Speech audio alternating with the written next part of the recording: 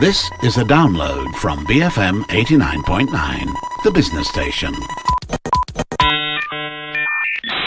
It's open for business. Good morning. This is Frida Liu, and I'm here with Aiyshah Gwilliam, who's the CEO of ELIT Language Centre. Now, she hails from New Zealand, so she's a Kiwi. So how did a Kiwi end up in Malaysia starting up the school? Okay, well, I came in 1997 and I got a job at Garden International School, and I was there I started in Kuantan. I did 2 years in Kuantan, and I really liked Malaysia. So I asked for a transfer to KL, and got in KL, and then I did another 7 years here. Then after 9 years, I thought maybe I just need a break. So I got myself, I finished at Garden, which I absolutely loved Garden School, but, it's time to move on. And I was actually just going to relax. And my husband is a Somali, actually. And within about 3 or 4 months, I had 3 Somalis come to me and say, please, can you teach me English? And so I thought, okay, a little bit of pocket money. Mm-hmm. So I started off with 3 Somalis and me in one small room. And within maybe 4 months, I'd got up to 40 students. And then within a year, it was 100. And then now we have about 250 at our language centre here. And we also have 2 branches overseas. So things have been growing exponentially, really. This is really like the last 5 years. Yeah, that's right. Okay. Yeah. And most of your students, what are they locals or foreigners? No, they're all international. Mm-hmm. Not that we want locals, actually, but particularly in KL, most locals can speak perfect English. So really, if we wanted to get into the local market, it would be more like outside KL, maybe East Coast, so on. But most of our students here are international students from Africa, Middle East. We have a huge number from Middle East. And we have Central Asia. We have quite a few Russians. Right. And we also have some Thais and Indonesians as well. Okay. And the purpose they come through here is largely just for the language, or they gaining entry into university? Some are here, a small group are here for to just improve their English, but 95% of them would be to go to university in Malaysia. So we take them from wherever they're at, we give them a placement test at the beginning, find out what level they are, put them into a course that's suitable for them, a starting level, and then take them right through to IELTS and get them prepared for university. So we have had a lot of students who've gone off to university here, and some of them are even finishing their first degree now. So, okay. Yeah. So like if someone were to come to the school right now, you get them tested to see what level they are. At the very lowest, how long will it take?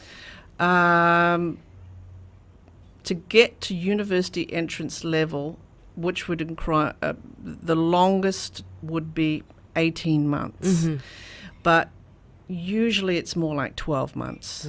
So some students, most students from the Middle East and Africa have some kind of English in their primary and secondary school programs. So when they come to us, they might have, they might know that the basic grammar, but they've had very little opportunity to practice the speaking of it. And so we'll start them, like we have 16 levels, but most will start maybe like level 2, 3, around there. And then we take them right up to IELTS would be sort of like level 14, 15, 16. Right. So it could be 12 months that they are with us. And most of your teachers are native English speakers? Yeah, so we have mainly Australia. I'm a New Zealander. I don't teach so much nowadays, but I did in the beginning, obviously. Australia, we have Europe, Ireland, UK, we have one American.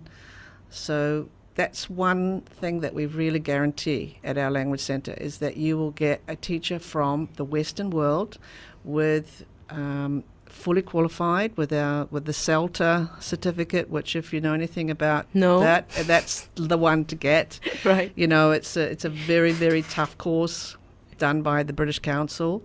So all our teachers have gone through the British Council system, come out and come to work for us. Right. Okay. So would your courses be similar to some of the things that the British Council offers? They're similar. What we prefer to say is that we offer pretty much the same quality of course as the British Council, but for significantly cheaper. Right. And also our courses are 4 weeks, and the British Council, I think, are 2 weeks. Okay. So like, how much would your courses be? there's two kinds of courses. A general course, which is about 1,200 ringgit a month. That's for a 4-week course. And then we have an intensive course, which is 5 hours a day, which is 2,000 for 4 weeks. Okay. What are the teaching methods like? We're pretty interactive, pretty student-centered kinds of courses.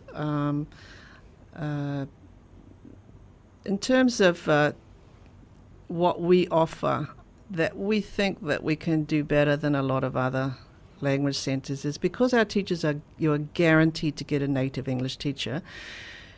They will bring to their teaching all their Western methods in teaching and education, and also their Western worldview and so on.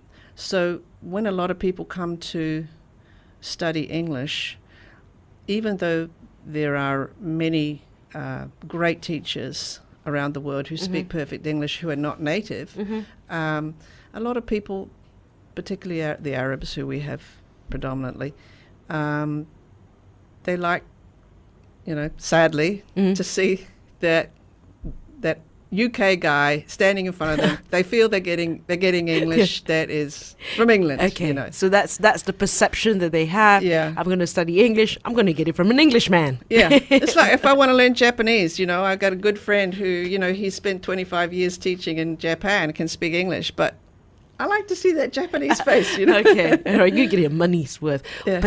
or perceptions-wise anyway. Yeah. And so the thing with native English speakers, that's your brand promise, and I know that you've opened in Somalia, Yes. and there are a lot of stories there, and we'll talk about these stories right after this. I'm here with Aiyshah Gwilliam from the ELIT Language Centre, open for business, BFM 89.9.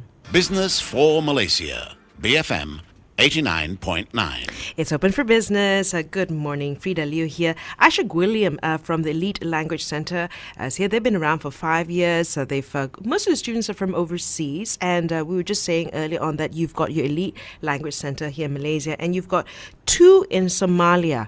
What was that like? Opening up the schools in Somalia. Why Somalia? The husband. Yeah, my husband is a Somali. Yeah. The interesting thing is that, as people know, Somalia is ground zero. It's had 20 years of civil war, and even today there are still car bombs and so on going off. But the very strange and interesting thing about Somalia is that it didn't have a government for 20 years, and still business went ahead. A lot of people survived and went to hospitals, babies were born, and, life goes on. Makes you question really whether a government is of any use whatsoever at all. But the interesting thing is that they were hungry for education. And so we were approached, really. My husband didn't really want to go to Somalia because anybody who's ever been there knows what it's like. It's rough. It's very, very rough, very tough place. But I was keen. Why not? And so I said, I really think we should go ahead and set something up there. Right.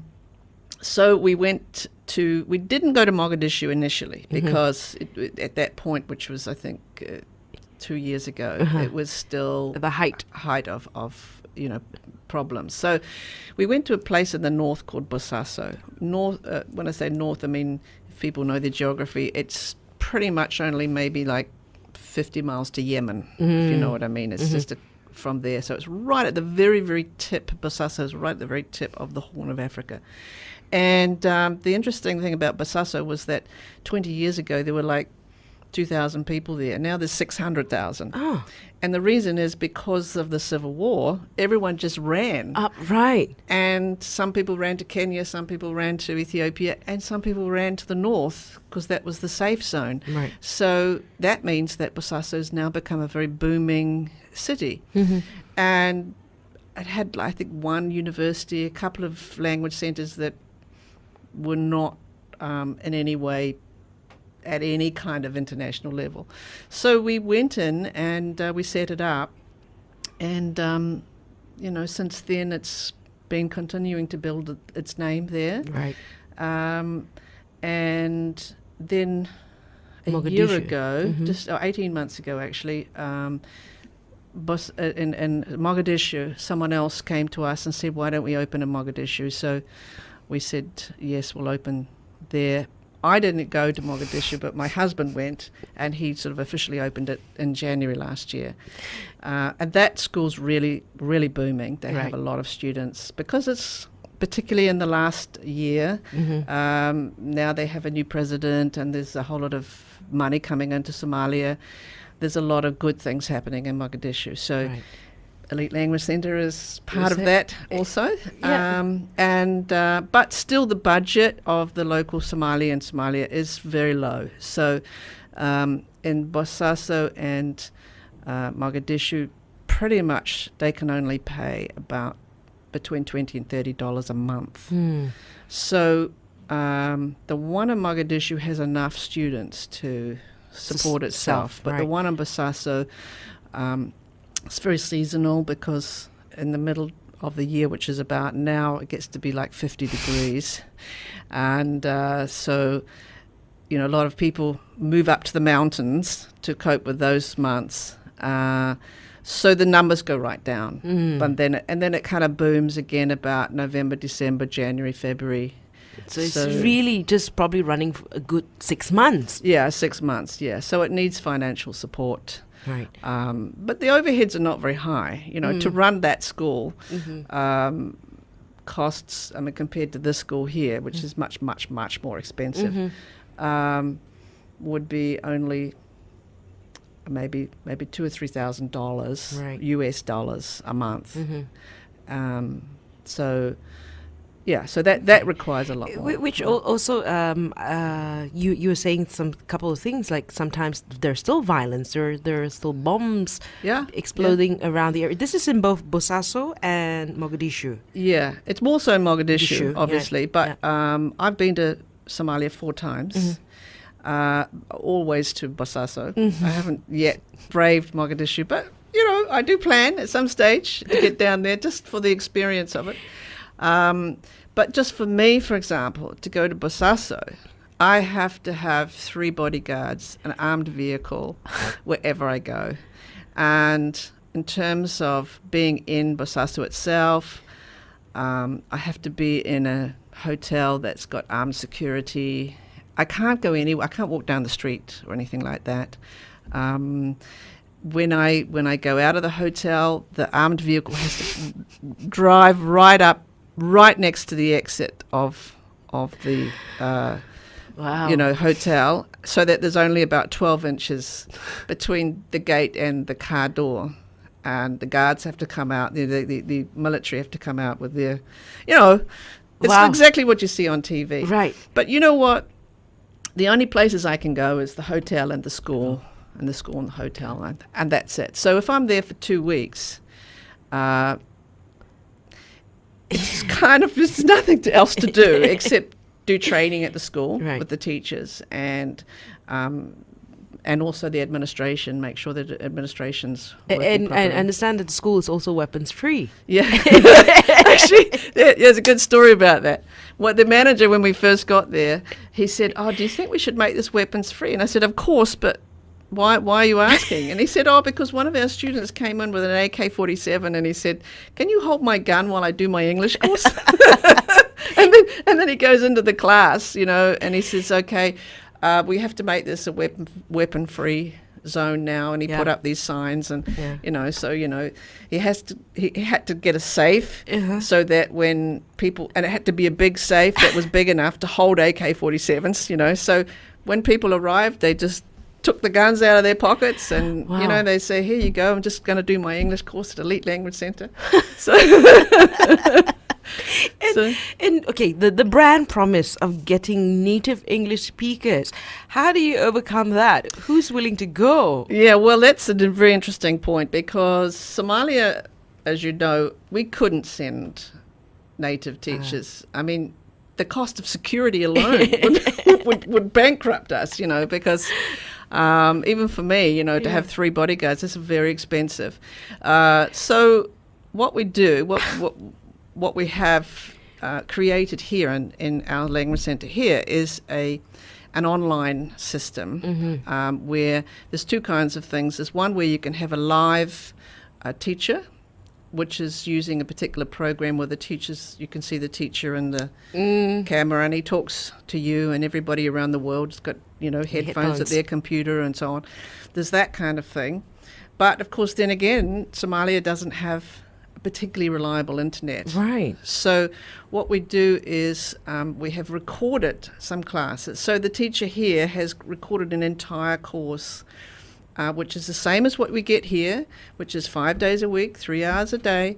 We paid a teacher to sit in front of this program to deliver the course, as if there was another person, a class in front of them. Then we put all these onto a USB, and we take them. And the interesting thing is we can't even email them. Huh. We have to personally go and hand the USB. Why is that? Because you can't email it. Because the email's the not service, reliable. right? Yeah, the service is not reliable, and also the size of the thing is too Bandwidth. big. Okay. Yeah, The file's so- too big, so that you don't have the bandwidth for it. Yeah, so about- we have okay. to personally go, or when we know someone is going, we have to. Wow. And they are a trustworthy person. Right. They have to personally deliver the USB to this school. It's like Mission Impossible. It is. But the other thing is that when, I've been 4 times, right, so whenever I get on the Etched in your plane, mind, yeah. every time I get on the plane, the really interesting thing is we fly to Dubai, and then you go from Dubai to Bosaso. Yeah. On that flight from Dubai to Bosaso, it's full of ELIT Language Centre students, because when I get on, they say, Teacher Aiyshah. So one time, and the 4th time I went by myself, because my husband went to Mogadishu to open the other school, you see. So I went by myself, and I was thinking, will I be okay? I guess, it'll be all right. But I had 5 or 6 ELIT Language Centre, ex-ELIT Language Centre students, who was my entourage all the way from A to B, and it was really, really nice and a really different experience. So their internet is an issue. What about electricity? Do you get blackouts? Yes, because obviously, because we're doing recorded classes, all our classrooms have big LCD screens and projectors and so on.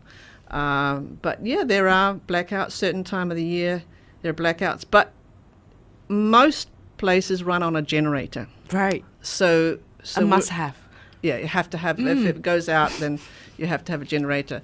So wherever you go in the city, you can sort of hear chug, chug, chug, chug, chug, chug, chug, of the Okay. generator. But I've been there when a bomb's gone off. I was just sitting there training some teachers. When boom. And suddenly all the, and everyone sort of went silent for a moment, and it's like, I think it'll be okay. I think it'll be all right.